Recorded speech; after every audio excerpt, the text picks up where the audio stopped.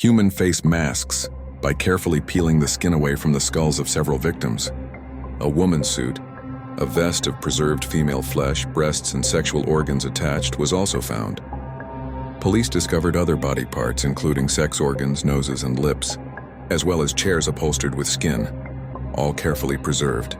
Gein claimed to have committed more than 40 grave robberies, beginning in 1947, and admitted using the corpses for sexual gratification, but denied having sex with the corpses or engaging in cannibalism.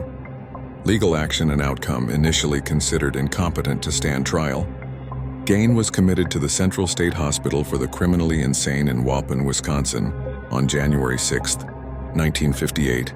A decade later, he was judged fit to stand trial, while convicted of first-degree murder in the death of Warden.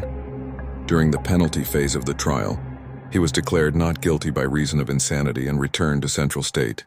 He was later transferred to the Mendota Mental Health Institute in Madison, a minimum security facility, where he died on July 26, 1984, of respiratory failure at age 77. Impact: the story of Ed Gein's crimes created intense media exposure. Reporters from around the world descended on the small town in Wisconsin to cover the story. The public and professionals from the field of psychology were fascinated by a case that combined necrophilia, fetishism, and transvestism. Gein has had an important impact on popular culture.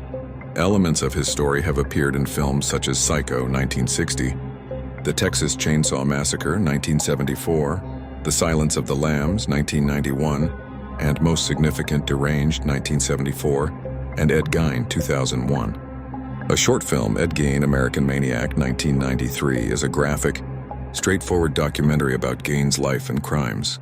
Bibliography: Fraser, David K. Murder Cases of the 20th Century. Biographies and bibliographies of 280 convicted or accused killers. Jefferson, N.C., McFarland, 1996, contains substantial information on its criminal subjects. Schechter, Harold, Deviant: The Shocking True Story of the Original Psycho.